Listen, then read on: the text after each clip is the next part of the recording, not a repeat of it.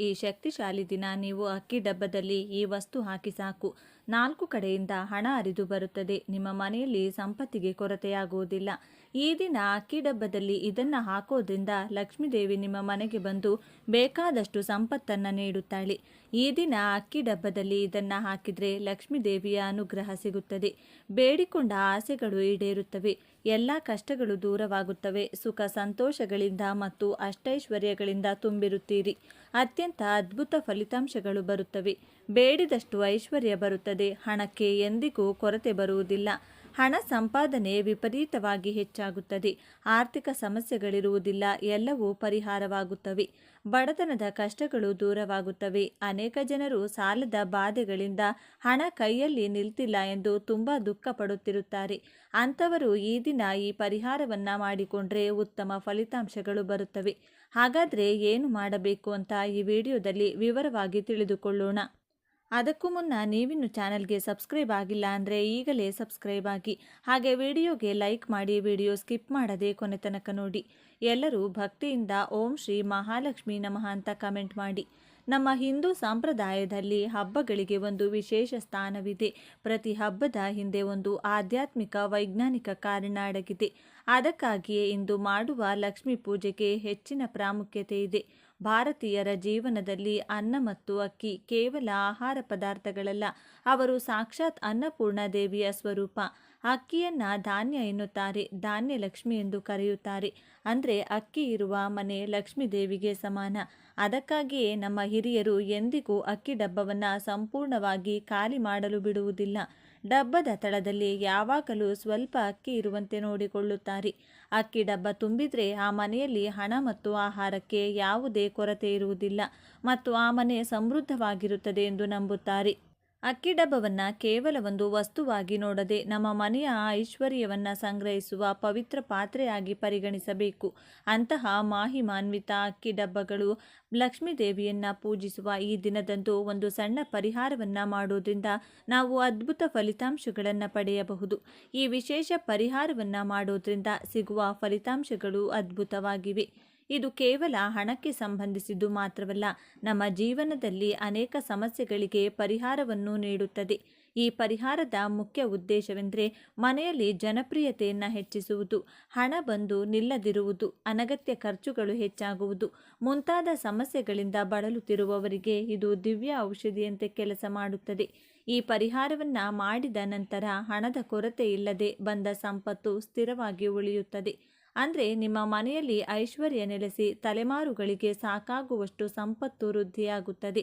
ಅನೇಕ ಜನರನ್ನು ಕಾಡುವ ಪ್ರಮುಖ ಸಮಸ್ಯೆ ಸಾಲಗಳು. ಎಷ್ಟೇ ಸಂಪಾದಿಸಿದರೂ ಸಾಲ ತೀರಿಸದಿರುವುದು, ಬಡ್ಡಿಗಳು ಹೆಚ್ಚಾಗುವುದು ಮಾನಸಿಕ ನೆಮ್ಮದಿಯನ್ನು ದೂರ ಮಾಡುತ್ತದೆ. ಈ ಪರಿಹಾರವು ಲಕ್ಷ್ಮೀ ದೇವಿಯ ಅನುಗ್ರಹವನ್ನು ನೀಡಿ ಸಾಲ ತೀರಿಸುವ ಮಾರ್ಗಗಳನ್ನು ತೋರಿಸುತ್ತದೆ. ಆದಾಯ ಹೆಚ್ಚಾಗಿ ಕ್ರಮೇಣ ಸಾಲದ ಹೊರೆಯಿಂದ ಹೊರಬರುತ್ತಾರೆ. ಮನೆಯಲ್ಲಿ ಹಣವಿಲ್ಲದಿದ್ದರೆ ಸಣ್ಣ ವಿಷಯಗಳಿಗೂ ಜಗಳಗಳು ಮತ್ತು ಭಿನ್ನಾಭಿಪ್ರಾಯಗಳುಂಟಾಗುತ್ತವೆ. ಆರ್ಥಿಕ ಸ್ಥಿರತೆ ಇದ್ದಾಗ ಕುಟುಂಬದಲ್ಲಿ ಶಾಂತಿ ಮತ್ತು ಸಂತೋಷ ನೆಲೆಸುತ್ತದೆ. ಈ ಪರಿಹಾರವು ಮನೆಗೆ ಸಕಾರಾತ್ಮಕ ಶಕ್ತಿಯನ್ನು ತರುತ್ತದೆ ಮತ್ತು ಗಂಡ ಮತ್ತು ಹೆಂಡತಿ ಹಾಗೂ ಕುಟುಂಬ ಸದಸ್ಯರ ನಡುವಿನ ಬಾಂಧವ್ಯವನ್ನು ಹೆಚ್ಚಿಸುತ್ತದೆ. ವ್ಯಾಪಾರದಲ್ಲಿ ನಷ್ಟವಾಗುತ್ತದೆ ಅಥವಾ ಉದ್ಯೋಗದಲ್ಲಿ ಬಡ್ತಿ ಸಿಗದಿದ್ದರೆ ಈ ಪರಿಹಾರವು ಬಹಳಷ್ಟು ಸಹಾಯ ಮಾಡುತ್ತದೆ. ಇದು ನಿಮ್ಮ ಪ್ರಯತ್ನಗಳಿಗೆ ದೈವಿಕ ಶಕ್ತಿಯನ್ನು ಸೇರಿಸಿ ನೀವು ಮಾಡುವ ಕೆಲಸದಲ್ಲಿ ಯಶಸ್ಸನ್ನು ನೀಡುತ್ತದೆ. ನೀವು ಹೊಸ ಅವಕಾಶಗಳು ನಿಮ್ಮನ್ನು ಹುಡುಕಿಕೊಂಡು ಬರುತ್ತದೆ. ಒಂದೇ ಮಾತಿನಲ್ಲಿ ಹೇಳೋದಾದರೆ ಈ ಪರಿಹಾರವು ಶಕ್ತಿಯುತ ಕಾರ್ಯವನ್ನು ನಿರ್ವಹಿಸುತ್ತದೆ. ನಿಮ್ಮ ಮನೆಗೆ ಹಣ, ಸಂಪತ್ತು ಮತ್ತು ಸಂತೋಷವನ್ನು ಆಕರ್ಷಿಸುತ್ತದೆ. ನಿಮ್ಮ ಮನೆಯ ಅಕ್ಕಿ ಡಬ್ಬ ಯಾವಾಗಲೂ ತುಂಬಿರುತ್ತದೆ. ನಿಮ್ಮ ಬೀರು ಕೂಡ ಯಾವಾಗಲೂ ಹಣದಿಂದ ತುಂಬಿರುತ್ತದೆ. ಪೂರ್ಣ ನಂಬಿಕೆ ಮತ್ತು ಭಕ್ತಿಯಿಂದ ಈ ಪರಿಹಾರವನ್ನು ಮಾಡಿದರೆ ಸಾಕ್ಷಾತ್ ಲಕ್ಷ್ಮೀ ದೇವಿ ನಿಮ್ಮ ಮನೆಯಲ್ಲಿ ನೆಲೆಸುತ್ತಾಳೆ ಎಂಬುದರಲ್ಲಿ ಯಾವುದೇ ಸಂದೇಹವಿಲ್ಲ. ಈಗ ನಾವು ಈ ಅತ್ಯಂತ ಶಕ್ತಿಶಾಲಿ ಮತ್ತು ಸುಲಭವಾದ ಪರಿಹಾರವನ್ನು ಹೇಗೆ ಮಾಡಬೇಕೆಂದು ವಿವರವಾಗಿ ತಿಳಿದುಕೊಳ್ಳೋಣ. ಈ ಪರಿಹಾರವನ್ನು ಮಾಡಲು ಹೆಚ್ಚು ಖರ್ಚು ಕೂಡ ಆಗೋದಿಲ್ಲ. ನಮ್ಮ ಮನೆಯಲ್ಲಿರುವ ವಸ್ತುಗಳಿಂದಲೇ ಇದನ್ನು ಪೂರ್ಣಗೊಳಿಸಬಹುದು. ಪರಿಹಾರ ಮಾಡಲು ಬೇಕಾದ ವಸ್ತುಗಳು: ಬಿಳಿ ಬಟ್ಟೆ, ಒಂದು ಸಣ್ಣ ಕೈವಸ್ತ್ರದ ಗಾತ್ರದ ಹೊಸ ಬಿಳಿ ಬಟ್ಟೆ. ಬಿಳಿ ಬಣ್ಣವು ಶುದ್ಧತೆ, ಶಾಂತಿ ಮತ್ತು ಪವಿತ್ರತೆಯ ಸಂಕೇತವಾಗಿದೆ. ಇದು ಚಂದ್ರನಿಗೆ ಸಂಬಂಧಿಸಿದ ಬಣ್ಣ. ಚಂದ್ರನು ಮನಸ್ಸು ಮತ್ತು ಸಂಪತ್ತಿಗೆ ಕಾರಣನಾಗಿದ್ದಾನೆ. ಆದ್ದರಿಂದ ಬಿಳಿ ಬಟ್ಟೆಯನ್ನು ಬಳಸೋದ್ರಿಂದ ನಮ್ಮ ಸಂಕಲ್ಪವು ಶುದ್ಧವಾಗಿ ನೆರವೇರುತ್ತದೆ. ಎರಡನೆಯದು 5 ನಾಣ್ಯಗಳು. ಸಂಪತ್ತಿಗೆ ವಿಶೇಷವಾಗಿ 5 ಸಂಖ್ಯೆಯ ಪಂಚಭೂತಗಳಿಗೆ ಭೂಮಿ, ನೀರು, ಬೆಂಕಿ, ಗಾಳಿ, ಆಕಾಶ ಈ 5ನ್ನು ತೆಗೆದುಕೊಳ್ಳೋದ್ರಿಂದ ಪಂಚಭೂತಗಳ ಶಕ್ತಿಯನ್ನು ಲಕ್ಷ್ಮೀದೇವಿ ತನ್ನ ಶಕ್ತಿಯನ್ನು ನಾವು ಆಕರ್ಷಿಸುತ್ತೇವೆ. ಅರಿಶಿನ ಕುಂಕುಮ ಇದು ಅತ್ಯಂತ ಪವಿತ್ರವಾದ ಮಂಗಳಕರವಾದ ವಸ್ತುಗಳು. ಅರಿಶಿನವು ಗುರುಗ್ರಹದ ಅನುಗ್ರಹವನ್ನು ನೀಡಿದರೆ ಕುಂಕುಮವು ಸಾಕ್ಷಾತ್ ಲಕ್ಷ್ಮಿ ಸ್ವರೂಪವಾಗಿದೆ. ಇವು ನಕಾರಾತ್ಮಕ ಶಕ್ತಿಗಳನ್ನು ದೂರ ಮಾಡಿ ಸಕಾರಾತ್ಮಕ ಶಕ್ತಿಗಳನ್ನು ತುಂಬುತ್ತವೆ. ಇನ್ನು ಬಿರಿಯಾನಿ ಎಲೆ, ಅಡುಗೆಯಲ್ಲಿ ಬಳಸುವ ಬಿರಿಯಾನಿ ಎಲೆ, ಇದನ್ನು ವಿಜಯ ಪತ್ರ ಎಂದು ಕರೆಯುತ್ತಾರೆ. ಪ್ರಾಚೀನ ಕಾಲದಿಂದಲೂ ಇದನ್ನು ಆಸೆಗಳನ್ನು ಈಡೇರಿಸಲು ಒಂದು ಸಾಧನವಾಗಿ ಬಳಸಲಾಗುತ್ತದೆ. ಇದರ ಮೇಲೆ ಒಂದು ಆಸೆಯನ್ನು ಬರೆದು ದೇವರ ಮುಂದೆ ಇಟ್ಟಾಗ ಆ ಆಸೆಯು ನೆರವೇರಿ ವಿಶ್ವಕ್ಕೆ ತಲುಪುತ್ತದೆ ಎಂಬ ನಂಬಿಕೆ ಇದೆ. ಈ ಪರಿಹಾರಕ್ಕಾಗಿ ಹರಿಯದ ಮತ್ತು ಉತ್ತಮ ಆಕಾರದ ಒಂದು ಎಲೆಯನ್ನು ತೆಗೆದುಕೊಳ್ಳಿ. ಈಗ ಪರಿಹಾರವನ್ನು ಹೇಗೆ ಮಾಡಬೇಕೆಂದು ತಿಳಿಯೋಣ. ಈ ದಿನದಂದು ಬೆಳಿಗ್ಗೆ ಇಡೀ ಮನೆಯನ್ನು ಸ್ವಚ್ಛಗೊಳಿಸಬೇಕು. ವಿಶೇಷವಾಗಿ ಪೂಜಾ ಮಂದಿರ ಮತ್ತು ಅಡುಗೆ ಮನೆಯನ್ನು ಬಹಳ ಸ್ವಚ್ಛವಾಗಿಟ್ಟುಕೊಳ್ಳಬೇಕು. ಸಂಜೆ ಲಕ್ಷ್ಮೀ ಪೂಜೆ ಮಾಡುವ ಮೊದಲು ತಲೆ ಸ್ನಾನ ಮಾಡಿ ಶುಭ್ರವಾದ ಬಟ್ಟೆಗಳನ್ನು ಧರಿಸಬೇಕು. ನೀವು ಪ್ರತಿದಿನ ಮಾಡುವ ಲಕ್ಷ್ಮೀ ಪೂಜೆಯನ್ನು ಯಥಾವತ್ತಾಗಿ ಪೂರ್ಣಗೊಳಿಸಿ ದೀಪಗಳನ್ನು ಬೆಳಗಿಸಿ ನೈವೇದ್ಯವನ್ನು ಸಮರ್ಪಿಸಿ ಅಮ್ಮನವರನ್ನು ಮನಪೂರ್ವಕವಾಗಿ ಪ್ರಾರ್ಥಿಸಿ. ಪೂಜೆ ಮುಗಿದ ನಂತರ ನೀವು ತೆಗೆದುಕೊಂಡ ಬಿರಿಯಾನಿ ಎಲೆಯ ಮೇಲೆ ಕುಂಕುಮದೊಂದಿಗೆ ಬೆರೆಸಿದ ಸ್ವಲ್ಪ ನೀರನ್ನು ಬೆರೆಸಿ ಒಂದು ಸಣ್ಣ ಕಡ್ಡಿಯಿಂದ ನಿಮ್ಮ ಪ್ರಮುಖ ಆಸೆಯನ್ನು ಬರೆಯಬೇಕು. ಉದಾಹರಣೆಗೆ, ನಮ್ಮ ಮನೆಯಲ್ಲಿ ಹಣದ ಕೊರತೆ ಇರಬಾರ್ದು ಅಥವಾ ಕಷ್ಟ ಬೇಗನೆ ತೀರಿ ಹೋಗಬೇಕು ಎಂದು ಸ್ಪಷ್ಟವಾಗಿ ಸಂಕ್ಷಿಪ್ತವಾಗಿ ಬರೆಯಿರಿ.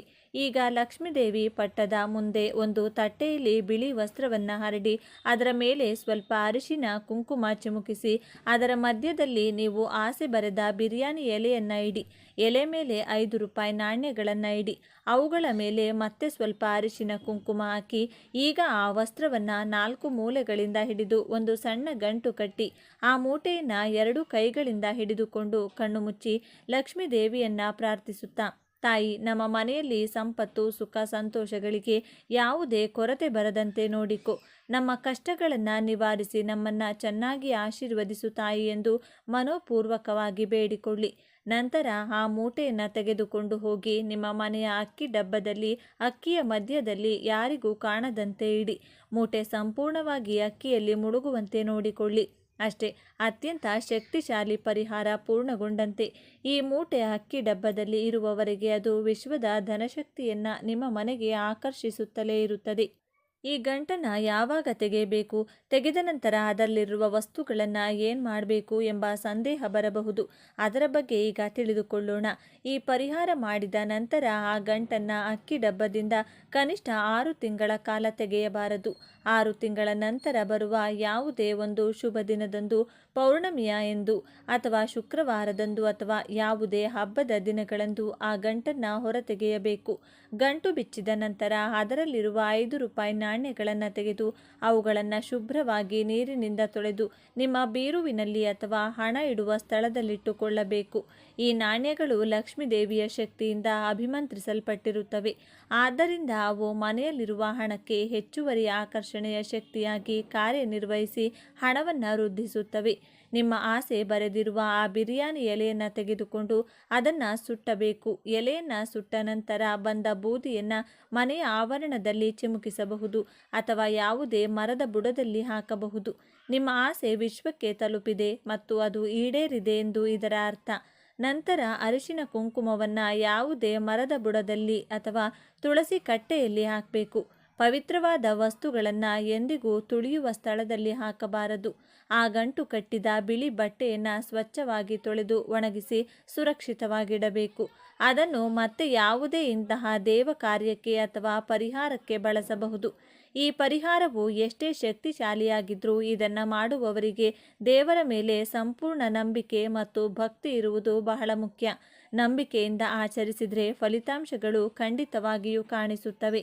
ನಿಮ್ಮೆಲ್ಲರ ಜೀವನದಲ್ಲಿ ಮತ್ತಷ್ಟು ಬೆಳಕು ತುಂಬಲಿ ಮತ್ತು ಲಕ್ಷ್ಮೀ ದೇವಿಯ ಕರುಣೆ ನಿಮ್ಮ ಮೇಲೆ ಸದಾ ಇರಲಿ ಎಂದು ನಾವು ಮನೋಪೂರ್ವಕವಾಗಿ ಹಾರೈಸುತ್ತೇವೆ. ಇವತ್ತಿನ ವಿಡಿಯೋವನ್ನು ಮುಗಿಸ್ತಿದ್ದೇನೆ. ಎಲ್ಲರಿಗೂ ಶುಭವಾಗಲಿ. ಈ ವಿಚಾರಗಳು ನಿಮಗೆ ಇಷ್ಟ ಆಗಿದೆ ಅಂತ ಭಾವಿಸ್ತಿದ್ದೇನೆ.